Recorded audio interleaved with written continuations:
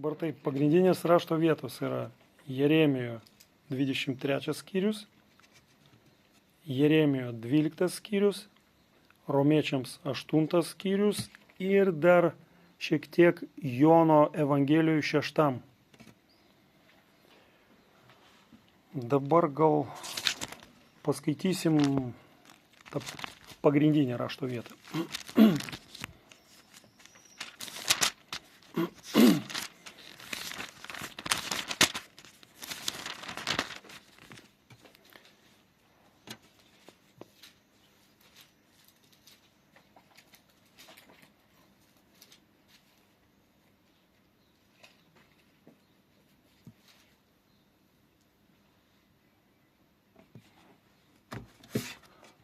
Jau, kad susipliončinau. Jo. Ne, dėl rašto vietos kažkaip čia neatitinka tam.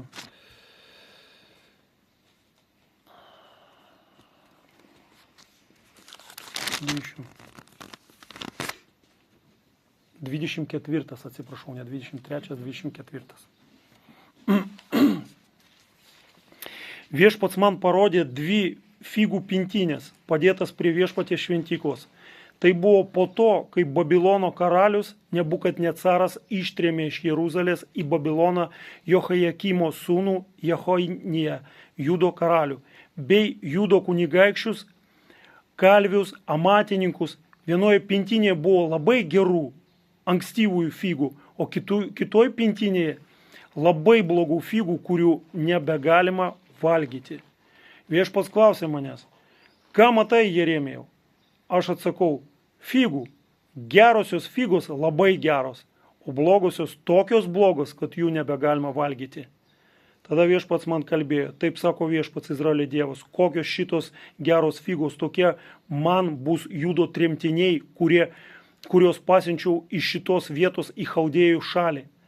Aš palankiai žiūrėsiu į juos ir parvesiu juos atgal į šitą šalį, juos atstatysiu ir nebegriausiu, juos įsodinsiu ir nebeišrausiu. Aš duosiu jiems širdis, kurios pažintų mane, kad aš esu viešpats. Jie bus mano tauta, o aš jiems būsiu jų Dievas, nes jie grįž prie manęs visa širdimi. Nu, ką apie blogusias? Aš padarysiu su Judo karaliumi Zedekiju ir Jeruzalės gyventojais pasilikusiais šitoje šalyje ir apsigyvenusios Egipto krašte kaip su blogiausiomis figomis, kurių nebegalima valgyti. Aš juos padarysiu baidyklę visoms žemės karalystėms, gėdą ir patarlę, pašaipą ir keiksmažodžių visose tautose, kur juos išvysiu. Aš siųsiu jiems kardą, badą ir marą, kol jie bus išnaikinti krašte, kurį daviau jiems ir jų tėvams. Pabrėžtinai, aš siųsiu jiems kardą, badą ir marą, kol jie bus išnaikinti krašte. Reiškia, tikslas yra šitų blogų figų, kad jų neliktų nei kvapo. Tai va tokia rašto vieta. Kaip manot, kodėl apie tą supuvimą palyginimas toksai su tais žydais, kurie pasiliko Jeruzalėj, kurie buvo neklusnus? Kad zaraza nerasprostranялась. Lietuviškai kalbėk. Kad užkratas neplistų. Vienas. Pajudinam smegenis. Labai gerai po vakarą. Emocijos baigėsi, dabar realybė. Nu, jeigu šalia guli, tai supūdo ir kitas. Tai čia labai svarbu, jo, čia tas momentas labai svarbus. O tada klausimas, kame tas supuvimas? Čia yra perkeltinė prasme, taip supūdo, bet... Širdį supuvimas. Duosim tau šiandien pamokslauti. Gerai, tada kažkaip tiesiog. Ja. O energijos. Jaunimas, imkit pavyzdį. Nu, pakalbėkit. Kaip mastot? Tai koks klausimas? Palyginimas yra, kad palyginama va, tas neklusnumas su supuvimu. Kodėl čia taip prilyginam prie supuvimo? Neklusnumas, tas neklusnumas. Kokios pasiekmes būna už neklusnumą? Mirtis. Labai ilgas procesas, palyginus. Palyginus ilgas procesas. Jeigu, aišku, imti kaip vaisius, tai čia tik tai palyginimas, bet su žmogaus širdim tai neatsitinka, jis nepasikeičia į gerąją pusę taip staiga. Žinai, staiga tai būna tada, kada viešpats tave pašaukia į Dievo karalystę ir tu atgimsti į tą karalystę. Jis tau duoda forų, gal netinka tas žodis, koks čia teisingas būtų. Jis tau duoda galimybę, avansą ir uždega tau šviesą toj vietoj, kur nuo tavęs absoliučiai nepriklauso. Tu negali pasikeisti be jo malonės. Tu pats negali ateiti į tą karalystę. Jis iš savo gailestingumo tave pašaukia. Tu nesi geresnis už kitą. Nei savo darbais, arba nesi blogesnis už kitą savo darbais. Jis absoliučiai suteikia malonę visiems vienodai. Ir blogiems, ir geriems. Bet šaltinis jis yra. Jis pašaukia. Jis suteikia tą šansą. O jau paskui nuo žmogaus priklauso, ką jis su to šansu darys. Apie mirtį pasakėjai. Ilgainiui neklusnumas priveda prie mirties. Žinom 8 skyrių romiečiams. Paskaitom. Čia daug Paulius aiškina, daug pasakoja. Kažkada man buvo tas romiečiams laiškas, apreiškimas, žinot koksai, ką aš supratau iš jo. Aš suvokiau Paulių ne kaip teologą, tokį, kur parašė testamentą, buvo labai išprūsęs teologiškai, bet aš suvokiau žmogų, kuriame įvyko didžiulis perversmas, labai skausmingas. Jis buvo bažnyčios persekiotojas ir po to patapo apaštalu. Tas, kuris prieš akį eina į šitą velnio karalystę ir gelbėja žmonės. Bet tas laiškas yra parašytas tuo pagrindu jo asmeninių išgyvenimų. Po tos transformacijos asmeninių išgyvenimų pavyzdžių. Ir kažkaip man labai stipriai mane visą laiką, kaip skaitau, paliečia. Jis ten kalba pradžia apie pažadus, bet paskui pereina visgi prie tų vidinių dalykų. Ir ne veltui čia šiek tiek gal daugiau paskaitysiu. Ne veltui apie gyvenimą dvasia jisai čia pabrėžė. Taigi dabar nebėra pasmerkimo tiems, kurie yra Kristuje Jėzuje. Juk gyvybė teikiančios dvasios įstatymas Kristuje Jėzuje išvadavo tave. Labai ilgai man užtruko mano krikščioniškam keliui, kur aš pamačiau dėsningumą, principą ir įstatymą. Sako, įstatymas yra, jis veikiantis, galiojantis, visą laiką galiojantis. Įstatymas Jėzuje Kristuje, kuris išvadavo tave. Pačioj pradžioj, kadangi nebuvo tokio poreikio labai ten gilintis į save, tai ir nieko ten nesupranti. Iš nuodėmės į mirties įstatymą. Kaip vakar sakiau prakalboj kad yra krikščionybėje tas principas mirties ir prisikėlimo. Gyvybė ir gyvenimas į mūsų gyvenimą ateina ir pasikeitimai tik tai iš mirties. Tik tai tada, kada mes atsisakom savo sielos vardan dvasios. Ir tada siela būna baisiai palaiminta. Kaip būna pas kvailą žmogų. Oi! Ale kaip tu gerai sakyk, Jėzau, kaip aš galėjau suklyst. Bet tuo metu, kai mes su juo šnekėjom, kad Jėzau, kaip aš galėjau suklyst, tai jisai priešinosi kaip velnias iki paskutinio. Tu pasakai, žiūrėk, jeigu tu padarysi taip, jeigu tu paklausysi šitoj sferoj viešpaties, tau bus didžiulis palaiminimas. Bet žinot, siela su savo visų bagažu, su visų savo supratimu, patirtim, gyvenimiška, sako, ne, man reikia, aš tai nežinau, gal tu čia asmeniškai turi čia tą tokią apreiškimą, čia augiliai, aš tai neturiu, tai tu čia manęs nestumdyk. Ir čia, žinot, aš tą balsą pats savį girdžiu labai dažnai. tada ilgainiui toksai įsijungia biški mechanizmas toksai. Vat kai mano siela pradeda va šitaip savo balsą kelti, tai aš tada aiškiai suprantu, kad jai reikia taip gerai labai vošt. Ta prasme, kad tu turi brautis tada į priekį. Dar labiau šitom aplinkybėm dėti pastangas. Jo labiau. Nes jeigu tu jos paklausysi, tu žuvęs. Skaitau toliau. O ko įstatymas nepaėgimi, nes buvo kūno nusilpnintas, tai įvykdė Dievas. Tai čia va ta vieta, kur sakau, be jo malonės, be jo gailestingumo, kad jis mus pašaukė, mes nieko. Prakeiktas, kuris bando save išteisinti savo jėgom. Jis atsiuntė savo sūnų nuodėmingo kūno pavidalu ir nuodėmiai įveikti pasmerkė nuodėmę kūne. Tai kai mes klausom sielą, tai visai ta nuodėmė nepasmerkta. Visai yra jai šansai gyvuoti. Bet jeigu tu atmeti ir priimi iš jo malonę, be jokių sąlygų savo, besąlygiškai. Aišku, kaip aš sakiau prieš porą pamokslų, tu turi iki tam tikro lygio daryti. Realiai žmogus turėtų biški padūžęs būti. Kaip aš čia kalbėjau su vienu žmogum, kuris jau bandė žudytis, kuris negali nustot gert, ir aš jam sakau, yra pagalba, yra žmonės, kurie to užsiema, ateik į repcentrą, tau ten tikrai padės. Ne, tai kad ten neleidžia rūkyti. O tai sakau, tau dar čia problema? Ne, tai aš gal pabandysiu čia gal per anoniminius, taip po biškį, taip pavaliai. Tai sakau, tai dar tau, sakau, tu dar pagersi, sakau, ir dar tau bus labai blogai, nes sakau, dar tu nepasiruošęs, tau dar, sakau, rūkyti labai svarbu.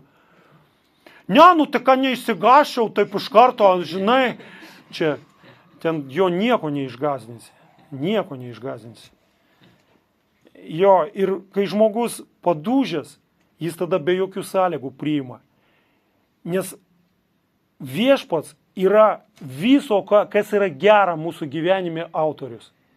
Netgi, kai mūsų sielai atrodo, kad mums bus blogai. Ir net tuo atveju.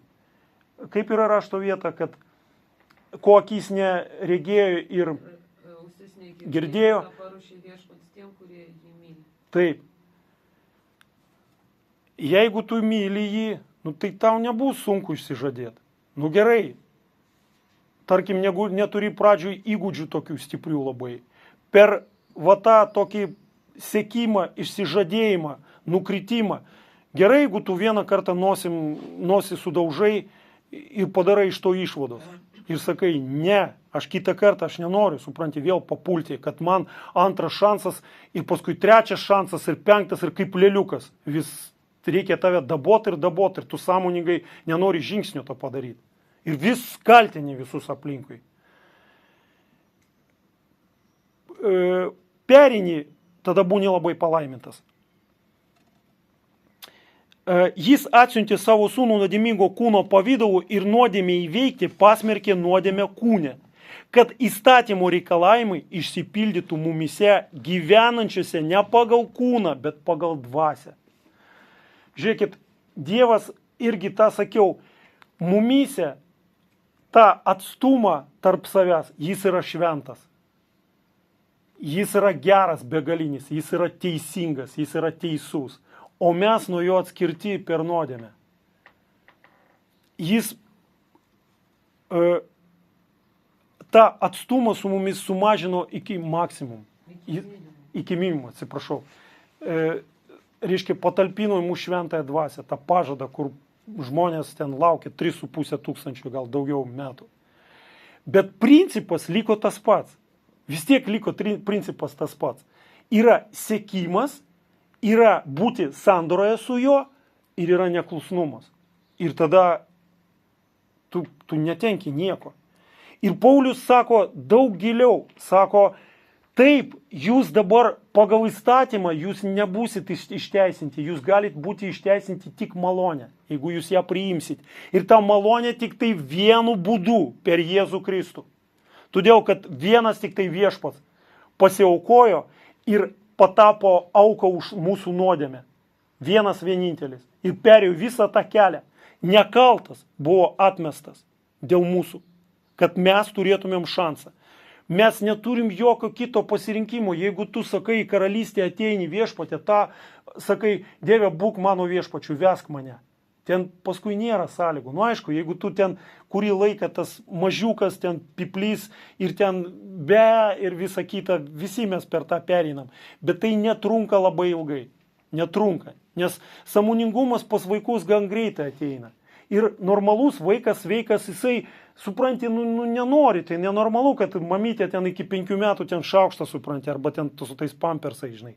Ir normalus, sveikas vaikas, jis pats grėbė šaukštą, tą supranti, ir jam pačiam viskas, žingeidus, jisai sugeria tą informaciją. Ir lygiai taip pat, dvasioj viskas tas vyksta. Jeigu, kaip sakiau, principas tas pats lieka. Anais laikais sandora, jie vaikščiojo, įstatymas buvo duotas tam, kad išsaugoti tą tautą. Jis išsirinko žydų tautą savo, sako, aš būsiu jūsų dievas, jūs būsit mano tauta. Tai yra sandora. Ir jisai čia paminė Jeremijo pasakytą. Ir dabar mes lygiai taip pat. Naujoj sandoroj dar kietesniai.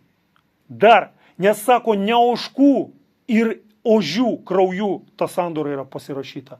O pavydalo Dievas, kuris atėjo maža to, kad ne kažkaip mistiškai, bet tiesiogiai atėjo į kūną, gyveno tarp mūsų ir tiesiogiai savo krauju pasirašė mūsų tą sandorą.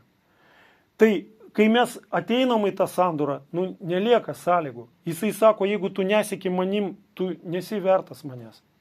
Nesi vertas. Ne kiekvienas, kuris sako man viešpatie, įeis į dangaus karalystę, bet tas, kuris vykdo jo valią. Sako, jeigu mano žodžiai pasilieka jumise, jūs darysite daug daugiau nei kad aš dariau.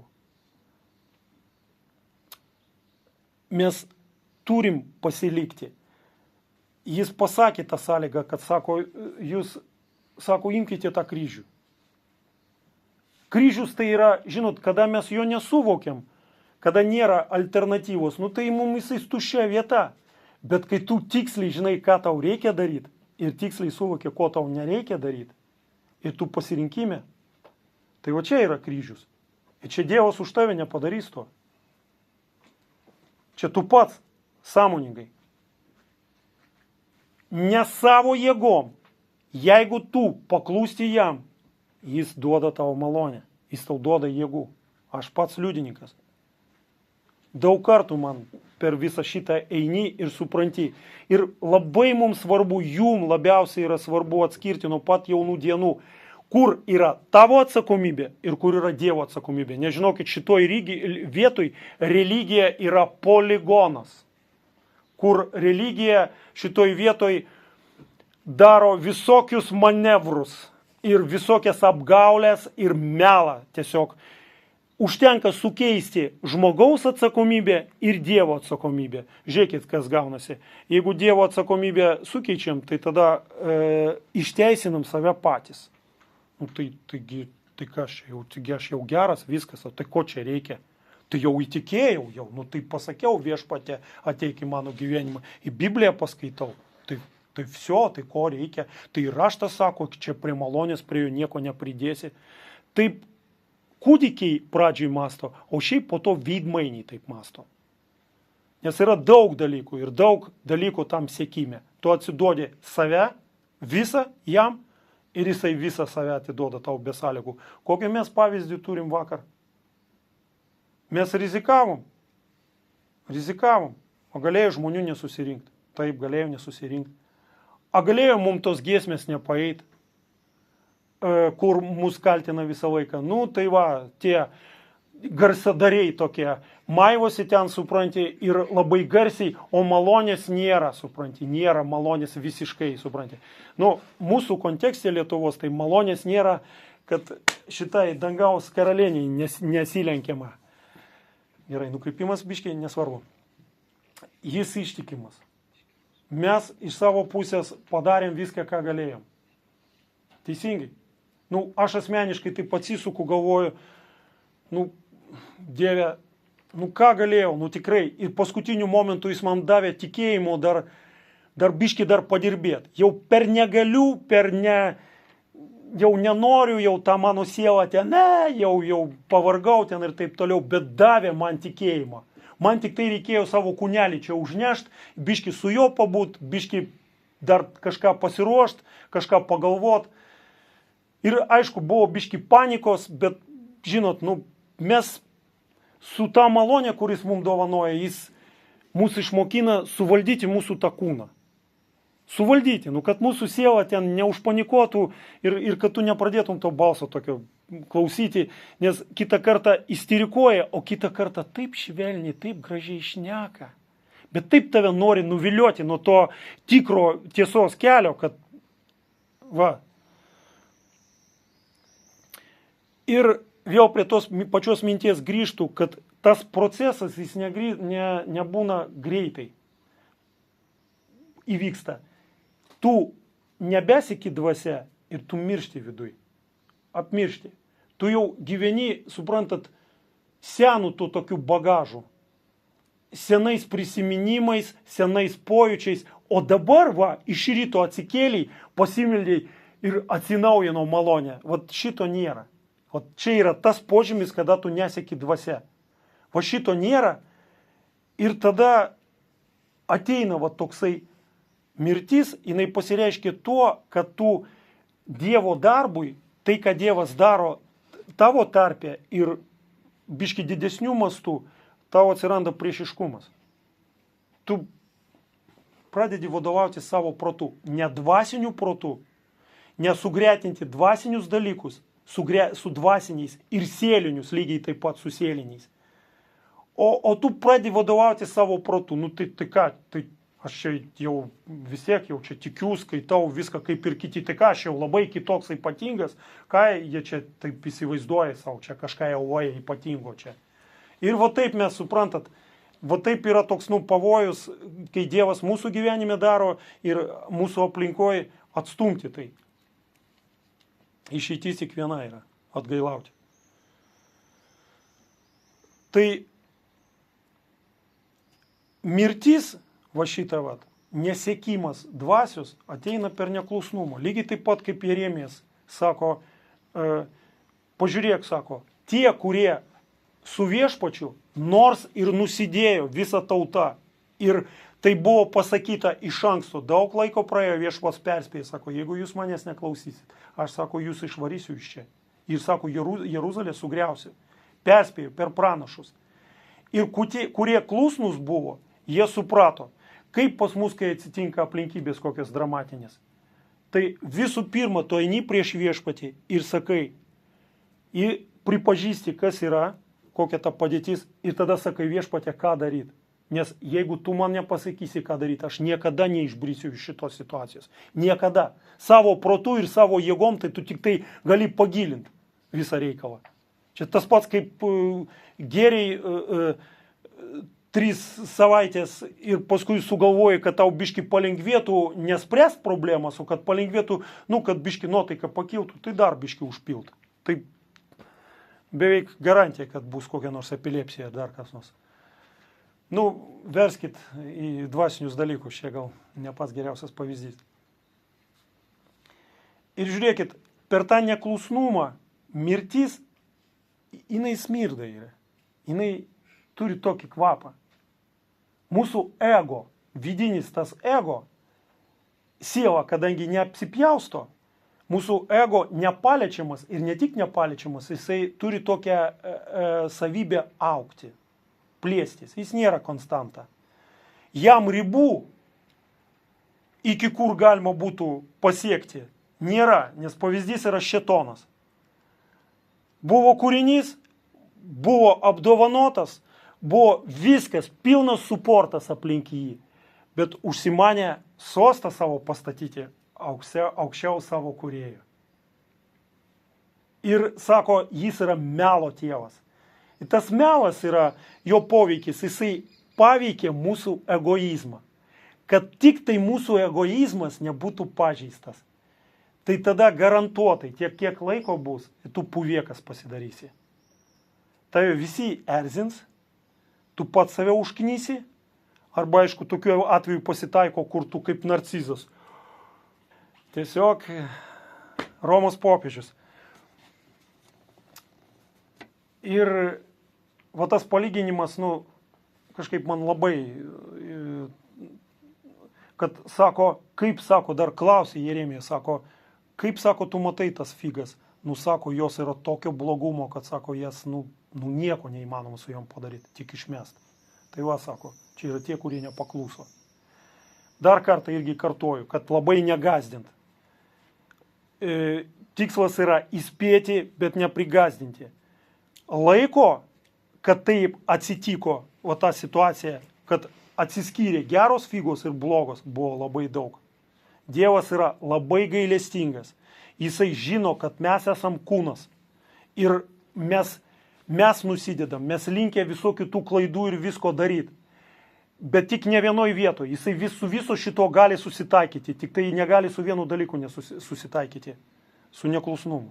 Jeigu tau jisai pasako, apšviečia, susmulkmina smegenys tau iki tokio ir tavo širdį, kad tu jau suvoki, supranti ir tu vis tiek darai, tada ta atgaila bus labai skausminga. Aš pats per tai praėjau, žinau, kas tas yra. Geriau gyventi dvasia. Yra tie momentai, kai mes augam, kur mes įgyjam patirtį, bet geriau vyresnių klausykit, žinokit. Mažiau bus klaidų. Ne dėl klaidų, bet dėl to, kad jūs turit 10 galvų mus pranokti. Kad būtų taip, sakau, vieną dieną. Aš sėdžiu, jau nebestoviu per šlovinimą, bet sėdžiu, žiūriu į jūs ir tik tai kaifuoju ir šlovinu Dievą, ką jisai padarė jumyse. Jum reikia sukurti tą bagažą dvasinį ir išsitreniruoti su juo taip, kad jūs savo srity, kur jūs šaukia, dvasinė aš turiu omeny, ne profesijai, būtumėt kaip profai, kaip žuvis vandenį. Tau easy, viskas yra suprantama. Apie neklusnumą kalbos negali būti.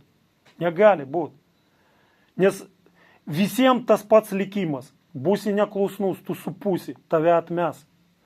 Pirmą kartą per nežinau kiek metų, pastarosius 10 metų, drąsų žmogų išgirdau, kuris pasakė, amžino išgelbėjimo evangelija yra melas. Ką reiškia, dabar paaiškinsiu. Mūsų laikais mus mokė taip. Tau užtenka, malonė reiškia Dievo yra tokia, kad tau užtenka tik tai pasakyti taip Jėzau ir tu esi išgelbėtas. Galioja tik vienu atveju, jeigu po to tave nužudys. Iš karto. Jeigu tave nušaus arba kažką, jeigu nužudys tave, supranti, arba tu žūsi. Galioja 100%. Bet jeigu tu, turėdamas laiką, o tas laikas tau skiriamas yra vienam vieninteliui tikslui. Tu turi pašaukimą, tu turi planą ir tu turi ne savo valią, bet jo valią. Ir jis tau duoda laiko, kad tu tai įvykdytum. Ir šitoj vietoj negalioja jokie dyvai. Palėtinsim, pagreitinsim, pakeisim, o gal taip, o gal ten, o gal ne čia, negalioja. Jo valia yra konstanta, aiškiai. Tavo yra veiksmas, tu gali sužinoti ir po to prie to nieko nepridėti ir veikti greitai.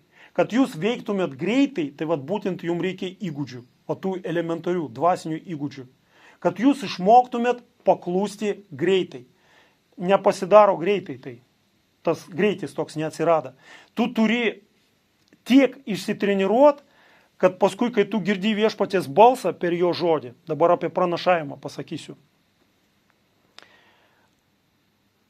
Tai ateina per skausmą.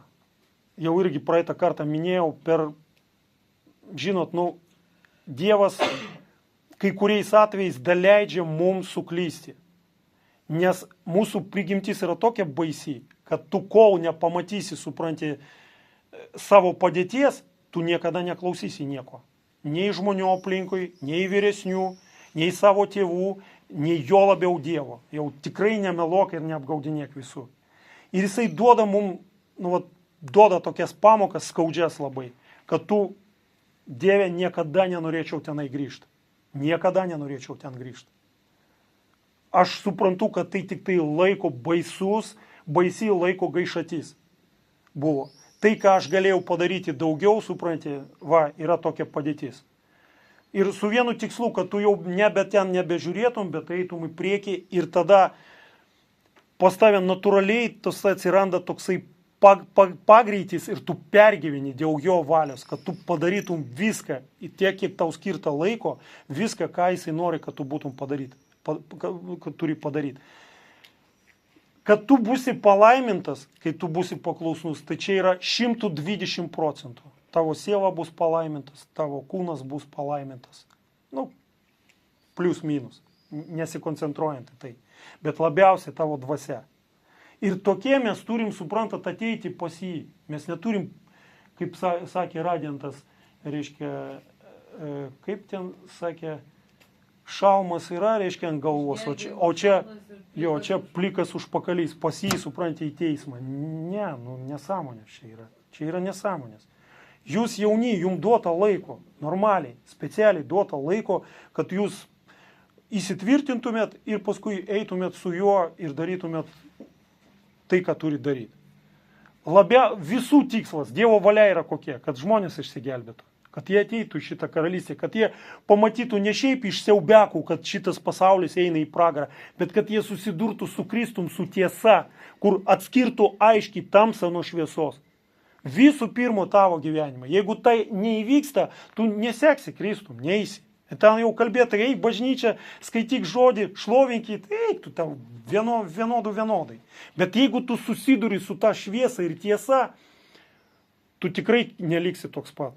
Tikrai ir pas tavai noras ir troškimas. Ir kai tu išgirsti kažkokiom sudėtingom aplinkybėm, kad tavo balsas ten tos sielos sumaltos pakyla, kur nori tave eilinį kartą suvelt, supranti, tai tu jos neklausysi. Tu sakysi, viešpatie, aš tavim seksiu. Palaimintas, kuris pasitikė jo, ne savo jėgom. Ir prakeiktas, kuris savo jėgom pasitikė. Atrodytų, nekaltas dalykas, tai nedramatizuokim, tai baisiai čia, tai čia pasaulis nesugrius, bet žinokit, iš tokių smulkmenų ir susideda. Jeigu tu vieną dieną nedramatizuosi, supranti, tai tu ir nepamatysi to skirtumo. Jeigu tu visą laiką nuleisit ant tokio skysto, šilto vandenuko, tokio lygio viską, taip nuleisi, tai nedramatizuokim čia, kai kam čia, tai, žinai, čia reikia pamokslui pasiruošti, tai, žinai, tai kažką tai čia, tai vis tiek, tai, suprantat, arba šlovinimui ten pasiruošti, arba su žmonėm normaliai pabendrauti, netenti, labas, fainai, gerai, jo. Su kitais tai mes norim taip paviršium. Labai gerai kalbėjot jūs prieš tai. Vika irgi apie tai šnekėjo. Bet mūsų atžvilgių tai ypatingai lietuviai baisiai jautrus. Baisiai. Ne taip pažiūrėsi. Ojei. Ir yra skylė mūsų tautoj. Yra didelė skylė. Ją reikia užpildyti. Ją galima užpildyti tik malonę.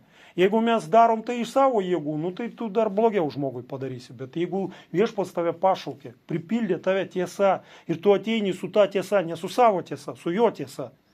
Ir tai paliečia žmonės, tai jie dėkingi visų pirma Dievui tada tampa, ne žmonėm. O tada ir automatiškai, ir tu pagarboj kažkiek. Čia sarkazmas dėl to, kad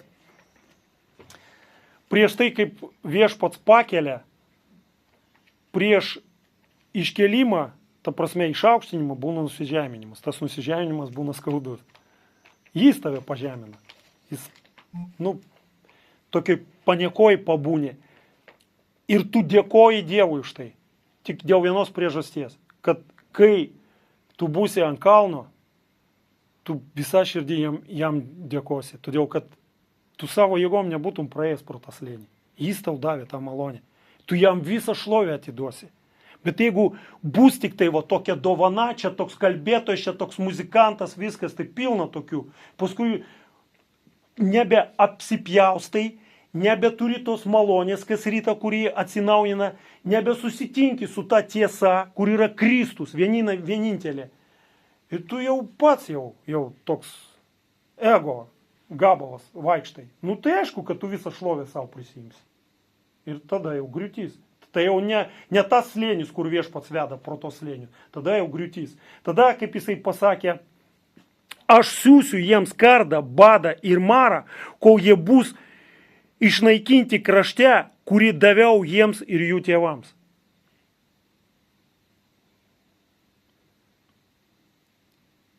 Tai mano šiandien paraginimas. Žydai tada gyveno pagal įstatymą. Ir tai jie sugebėjo atskirti. Pėlus nuo grūdų ir šviesą nuo tamsos ir tiesą nuo melo. O mes gyvenam tokiam laike, kur viešpats davė pilną suportą. Jisai žinojo, kokie mūsų laikai laukia. Bet sako, ir malonė bus begalinė, bilė kokia.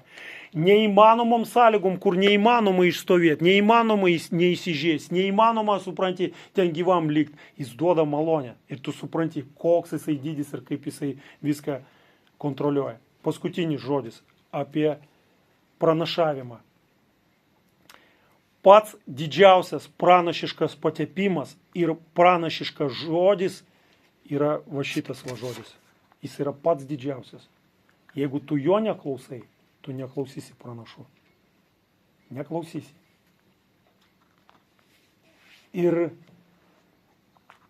aš jums daug kartų jau sakiau ir raginu, ir raginsiu, ir visą laiką priminsiu. Išmokite sekti Kristų per jo žodį. Per jo žodį. Mokykitės, konsultuokitės su vyresniais aplinkui. Ieškokit tos patirties, bet per žodį. Jeigu jūs išmoksit atpažinti jį per jo žodį, tai jūs lengvai labai matysit aplinkybėse, kas vyksta. Bet ne atvirkščiai. Atvirkščiai darosi New Age. New Age savo dvasia su to apipavydalinimu bandom maskuotis. Ir tada dar į Dievo žodį pritemti. Jokiais būdais. Aš manau, kad gal mūsų toksai vienas pagrindinio mūsų to judėjimo kredo bus. Pas mus visgi tas Dievo žodžio arba pamokslavimo būdas, tai bus va tas ekspozicinis. Jis sako pranašams, jeigu tu turi žodį ir jeigu tu turi išmanimą, tai kalbėk kaip tas išmanimas, kaip tas žodis. Bet jeigu sapnas ar kažkokie tenai pastavė ten plėvesuoja, tai taip ir sakyk, neapgaudinėk žmonių. Tai labai svarbus, suprantat, rašte pasidaryti įgūdusiam. Įgūdusiam tai reiškia ne šiaip prikišti raštų vietų, bet per bendravimą, per vedimą, kad viešpats tave veda smulkiuose situacijose, tu supranti, pažinsi raštą. Pažinsi jo būdą ir pažinsi tas vietas tokias kertinės esminės. Tai va tas būdas paskui pateikti žmonėm tą tiesą, tu kalbėsi iš Dievo žodžio. Visų pirma, tavo pagrindas yra Dievo žodis. O po to jau visi tenai regėjimai ten ir taip toliau, nes žinokit, melo dvasia yra tokia stipri dabar. Taip yra pritvindyta ir ypatingai mūsų krašte. Nes šitas kraštas mūsų yra pranašų kraštas ir šventa vieta tuščia nebūna. Tai mums reikia būti, kaip Paulius minėjo, apginkluotiems, rimtai labai apginkluotiems. Visų pirma, dėl savo asmeninio gyvenimo. Visų pirma, tai yra atspirties taškas. Kad tu nebūtum pagriuvęs, kad tu būtum pilnas energijos, prisikelimo jėgos, ne energijos kažkokios ten, prisikelimo jėgos. Ir kad būtum naudingas Dievui, kad jis galėtų kitus žmonės paliesti ir elementariai nutarnauti kitiems, nes poreikis yra baisinis. Iš vienos pusės tas šitas mūsų pranašų kraštas ir čia depresija ir joks musulmonas nenori čia važiuoti, nes čia tragedija. Yra gerai, nes yra niša. Suprantat, jeigu jūs malonėje įsitvirtinsit ir judėsit su juo, jums bus easy. Kitiem depresija, o jums džiaugsmas. Haleliuja. Baigiau.